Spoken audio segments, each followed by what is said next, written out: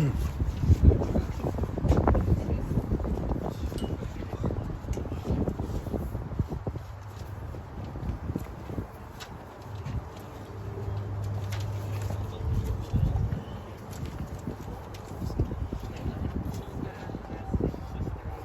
if you want to gather a little bit closer under the tent, you're welcome to do so. You can remain wherever you are, but if you'd like to feel a little bit more close to the family, you can come underneath.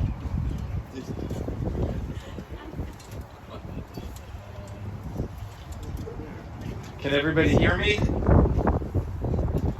Are you out there? Yeah.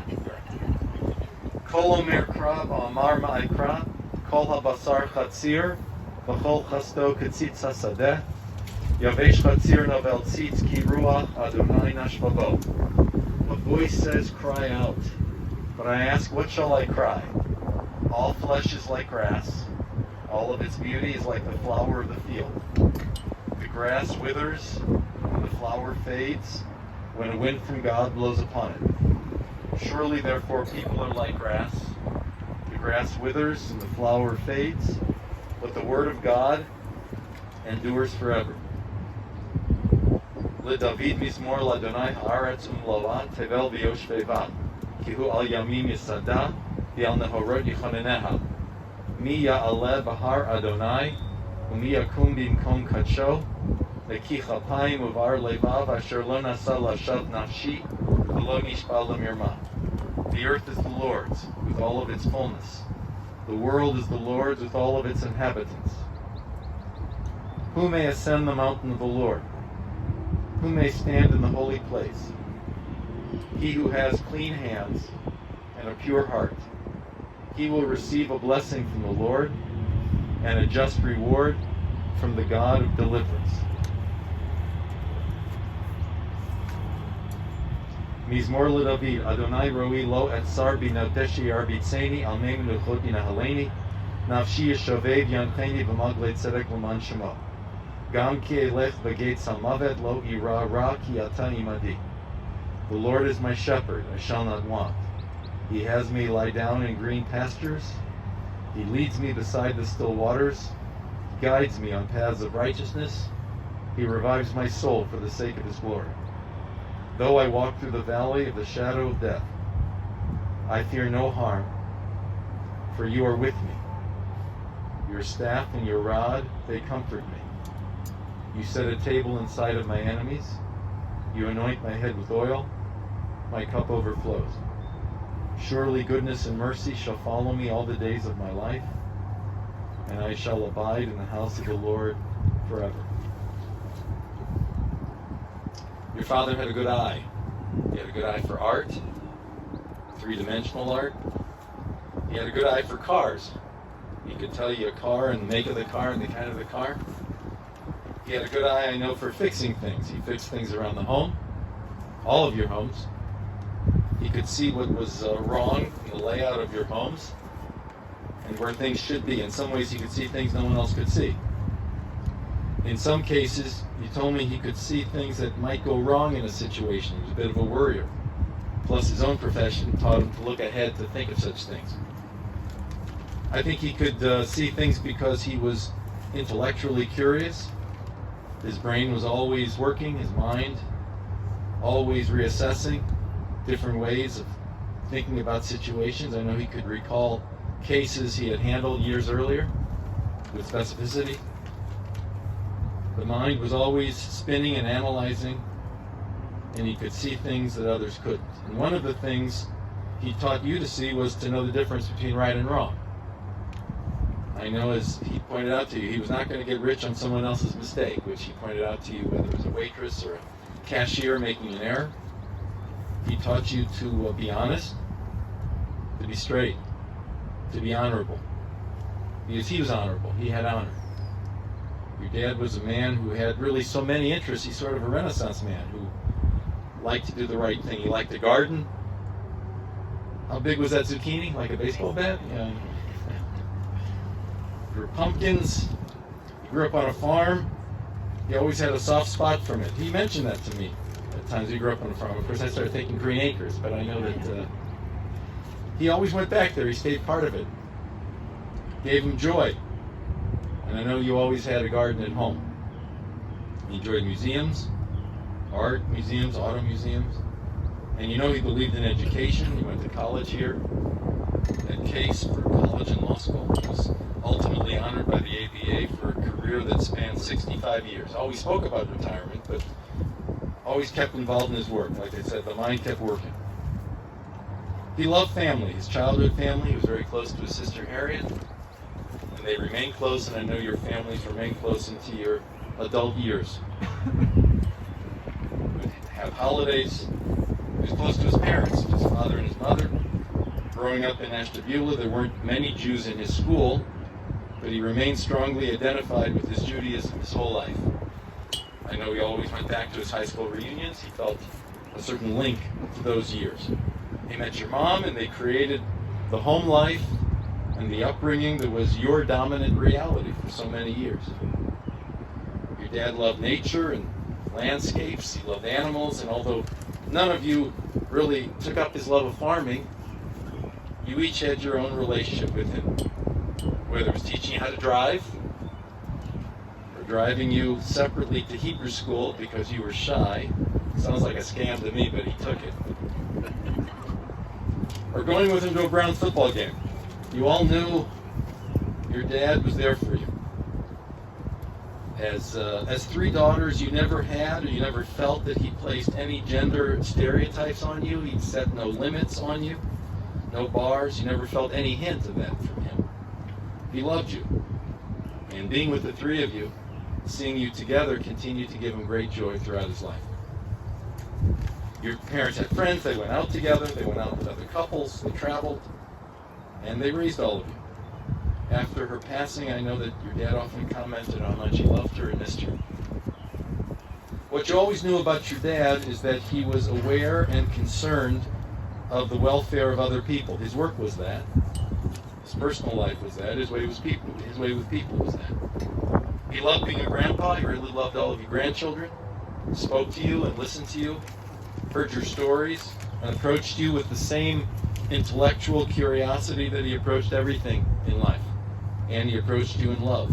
I think his grandchildren were kind of his human garden. He watched you all grow. And he loved that. He wanted you to take care of each other. I know he loved puzzles. He would do puzzles, but I think that having all of you in his life clearly made all the pieces of his puzzle complete. He lived with a good name, and he died with a good name. Now I know there are members of the family that want to step forward.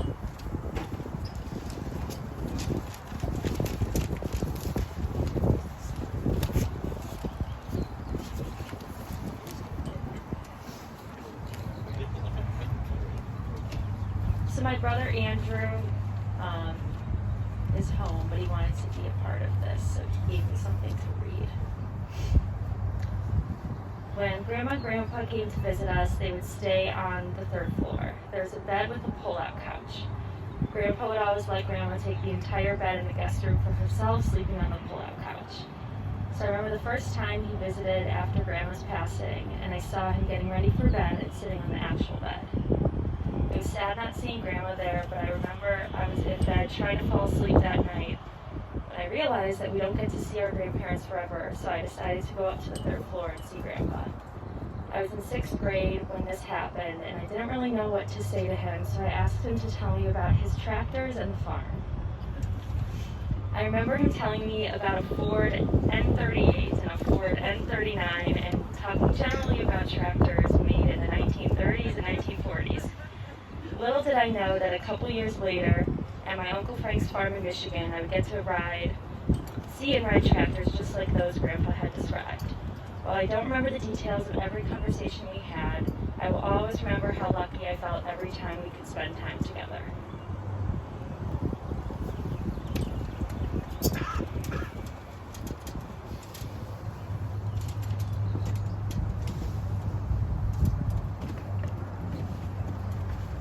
Nice to have Roz right here.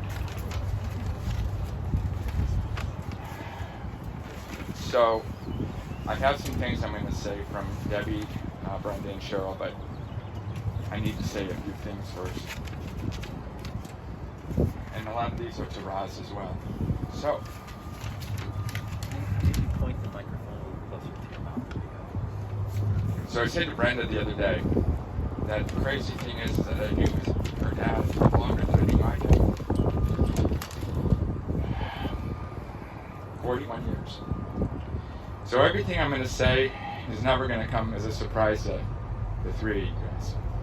Every time I stepped into their home, your parents and all of you treated me like a king. They were always super nice, and they would always do anything for me. They made my visits and all of my kids and everyone's visits so special, and I loved reciprocating. I still remember the look on your dad's face as he was strutting around with his field pass at the Patriots-Browns game. I have to admit though, Roz, still a little shocked at you singing and dancing to that Browns fight song. They knew I was a bit crazy with my passion for travel, sports, music, and they just let it roll off of them. I think there were times that I was the son they never had, and they were glad for that. I guess I wore them down just like I wore Brenda down. But what I realized was they trusted me with Brenda. Perhaps I was a bit misguided, but they always knew I'd protect her and everybody else in the family. And I have for the past 41 years, and I'll still do it in my own special, aggravating way. They showed me the way to treat any future in-law. They weren't just incredibly kind to me, but they had an incredible friendship with my mom and dad. I mean, what mother-in-laws take trips together? They've shown all of us how to eventually be an amazing grandparent.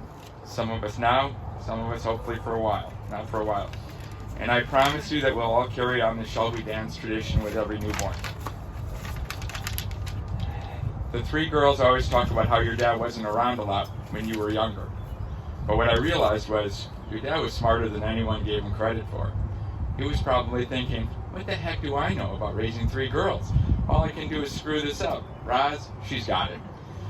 But while it sounded like he was detached, at least to me from what they would say, there was a moment that stands out when I saw how emotionally connected Jerry was to his girls. We were all in Milwaukee for, I think, an engagement party for me and Brenda. And Brenda was telling me she needed Cheryl for something, and I'm looking all over the house for Cheryl.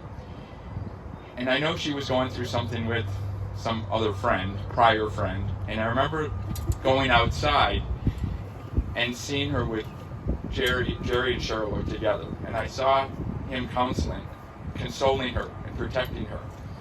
And I never seen that side of him before, and I never saw it since.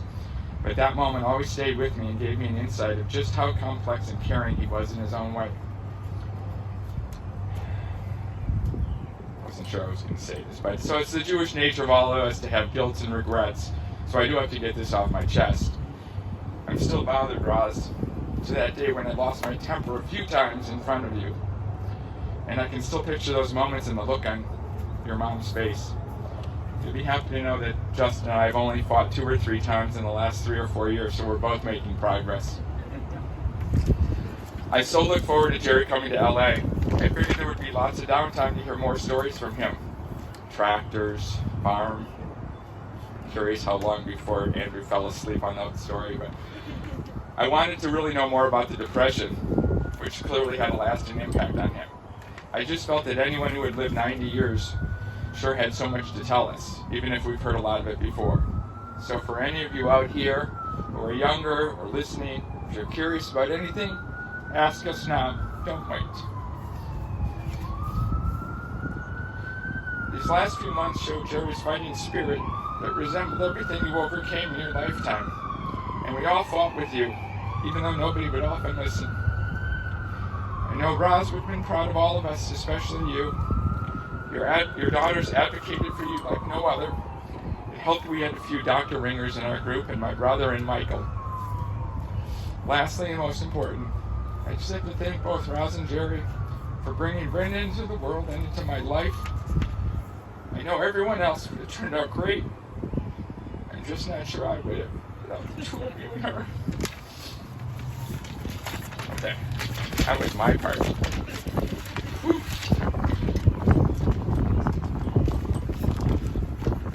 Okay, I didn't write any of this, so take it. Here we are again, with Debbie, Brenda, and Cheryl too emotional to speak about their father this time, but wanting to share their love of Jerry with our family here with us this morning and everyone watching on video. Thank you for spending the time to honor Jerry. Dad was an amazing man, but not easy to categorize. Yes, he was the farmer turned successful attorney who married Roz, raised 3 daughters, and relished his grandchildren. But throughout his 90 years, he was so much more. He was raised on a dairy farm in Ashtabula with his parents and sister Harriet, and he loved spending time there his whole life. Throughout our childhood, he'd wake up early on Saturday morning and go to the farm. It was a little mysterious to us what he was doing, mowing, planting, fixing, but we did know by the scent left behind in the car that there was likely some manure hauling involved. Needless to say, we rode in Mom's car wherever we went. Dad wasn't much of a car guy, but he was quite a track connoisseur. We think it was a Ford Ferguson that was especially close to his heart. Andrew may have corrected that. That just shows how much you knew. He also worked long hours in his law practice. It isn't clear what drove him, whether it was a devotion to helping his clients or the intellectual challenge of proving his case. But we think he really loved it, even though he may have protested to the contrary a few thousand times. As a personal injury attorney, he applied his research and logic skills to many areas, but especially to medical malpractice. He became the person to call with all of our medical questions because he always knew what could go wrong. He also saw his share of bad accidents, and as a result was extremely cautious, and some might say a bit overprotective, which is why we were each pleasantly surprised when he would take us out to Amish country to learn to drive well before our 16th birthday. We would swerve around the horse and buggies, thrilled by our first time behind the wheel. While we may be biased, we view his marriage to Mom as his most outstanding accomplishment. They truly complemented each other. Last summer, while hanging out at the rehab facility after his fall and 2 surgeries, Cheryl asked Dad, when did you know you wanted to marry Mom? Without missing a beat, he answered, when she told me. Not only does this response show his sense of humor, but that he was perfectly happy letting Mom take the lead in their family life throughout 56 years of marriage. Over the years, their 2 families blended, with the Roths and the Taches joining together for so many holidays and special occasions. We are so grateful to our extended family for being there for our parents after we all moved out of town. Uncle Harry was the little brother he never had, who grew into a great friend and advisor.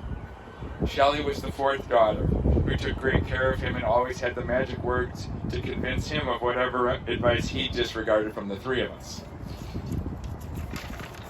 6 of us.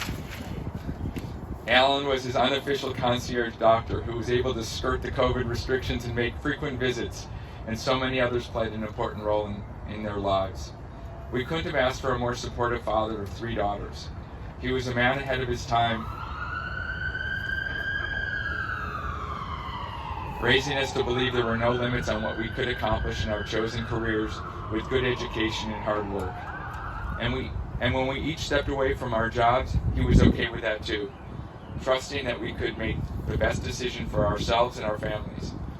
Our husbands have often remarked that they won the father-in-law sweepstakes. Jerry was always there when you needed him with advice and guidance, especially offering his critical eye to our home's problems, but also his handyman services to actually fix things. But he never intruded. As a grandfather, he stayed up to date on the latest with each grandchild and couldn't have been prouder of all 7. Not a bad one in the bunch, he recently said. We are thankful that he was able to develop unique relationships with each of them and that they will carry on his spirit the rest of their lives. He made sure to indoctrinate them into his love of tractors by taking the grandchildren on tractor rides on his land when they were little. Whether it was his lessons in not letting anything go to waste, his extraordinary jigsaw puzzle talents, his love of Monet, his capacity for eating endless amounts of challah French toast, his joy in watching certain athletes compete every fall and winter Sunday, and so much more.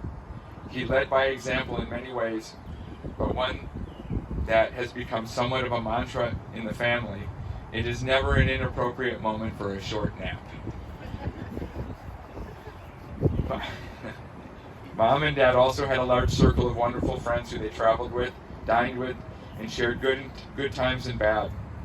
When Mom died, Dad showed a new resilience, maintaining these friendships without Mom, who was by all accounts the more social of the pair. He also learned many new skills, living on his own for the first time in his entire life at age 84. He mastered the dishwasher and the washing machine, and was even able to check his own email on his iPad. It was great, as long as you didn't expect a response. While 2021 was tough with his fall and 2 surgeries on his leg, it was also a gift that we got to spend so much time with him. His strength and resiliency were remarkable. It was fun to see his repartee with nurses, therapists, and aides, regaling them with stories in great detail of legal cases decades ago. And it was inspiring to see him work through the pain to achieve so much in his recovery. Maybe knowing his 2 great grandchildren were on the way, that gave him the extra burst of energy to fly to LA and hold them for the first time. Because in the end, he said, family's what's most important. Thank you, Dad. We'll always love you and miss you.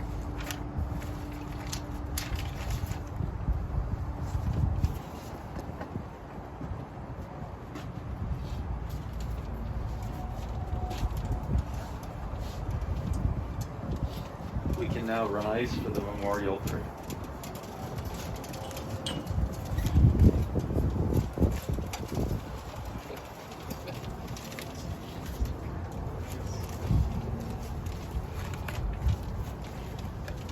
El Molei Rachamim, Shochen Bomromim, Hametzei Menucha Nechona, Tachat Kanfei Hashchina, B'malot Kedoshim, Utehorim, Anaval Harachamim Hastirehu, V'Seiter Knafat Leolamim, Utzror B'Tzrechem Et Nishmato, Adonai hu nachalato, v'yanoch b'shalom amishkavo,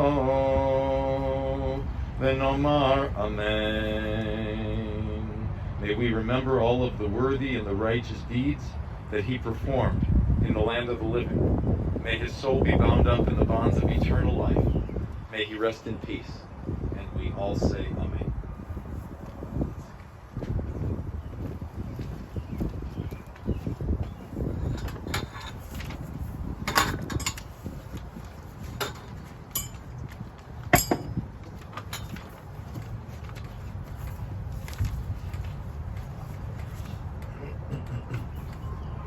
Tzadik b'chol derachav hatzur tamim erech apayim u'malei rachamim chamalna v'chusna alavot avanim ki l'cha adon haslichot rachamim. Adam im ben shana yihiyeh o elef shanim yihyeh ma'itron lo lo haya yihiyeh baruch dayan ha'emet me'imit u'mechayeh. Dayan emet shofet tzedek v'emet baruch dayan ha'emet shekol mishpatav tzedek v'emet Nefesh kol chai b'yadecha, tzedek malay yiminecha, rachem al pleitat son yadecha, v'tamar lo malach heref yadecha. Lahagid ki ashar Adonai tzuri v'lo avlatavo. Adonai natan v'Adonai lakach, yihi shem Adonai mevarach. V'hu rachum mechaper avon v'lo yashchit, v'erbo lashivapo, v'lo yayir kol chamato. Al makomo yavo v'shalom.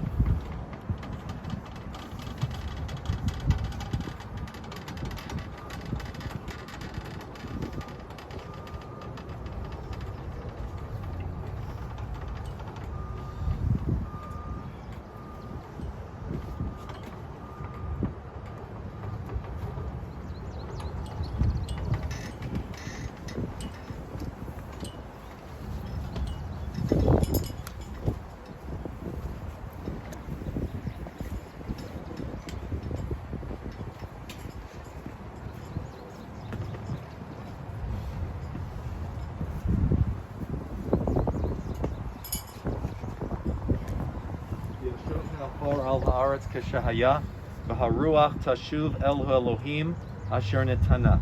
The dust returns to the earth as it was.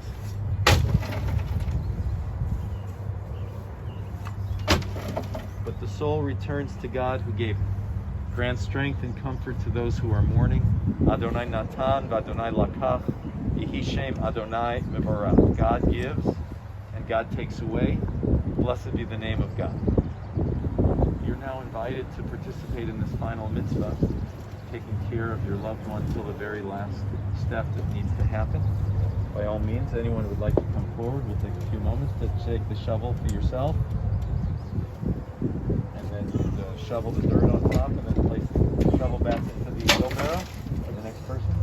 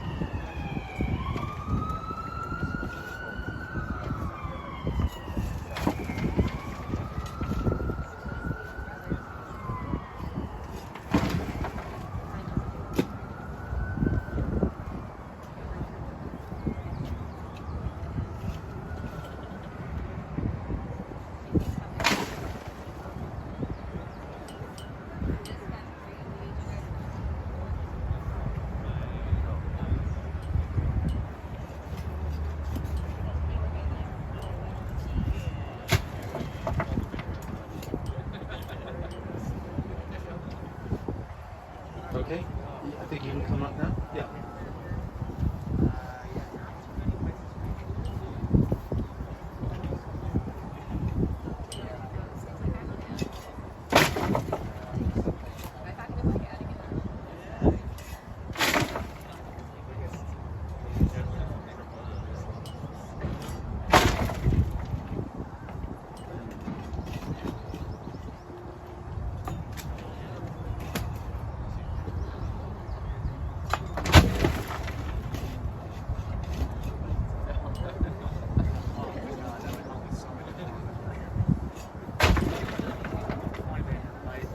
Okay, folks, let's gather together for the mourner's Kaddish.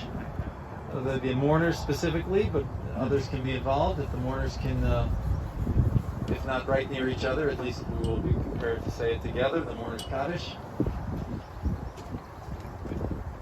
Let's recite together. Yitkadal v'yitkadash shemei Rava v'yalma divrach dirute v'yamlich malchute v'chayechon v'yomechon v'chayei d'chol beit Yisrael v'agala u'bizman kariv v'yamaru amen yehi shemei Rava v'marach le'olam u'lomei omayim yitvarach v'yishtabach v'yitpa'ar v'yitromam v'yitnaseh v'yithadar, v'yitalev, v'yithalal, shemei v'kudesha v'rihu, la'elam min kol birchata v'shirata, tushbechata v'nechamata, da'amiran v'yalma v'yamaru, amen.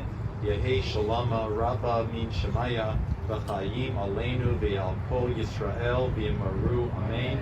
Oseh shalom b'imromav, hu ya'aseh shalom aleinu v'yal kol Yisrael v'yamaru, amen. The mourners, Hamakom Yenachemechem B'toch Sha'ar Ve'lei Tzion V'Yerushalayim. May God comfort you mourning today, together with all others who mourn in the house of Israel and in all the world. And we all say Amen. Services are concluded.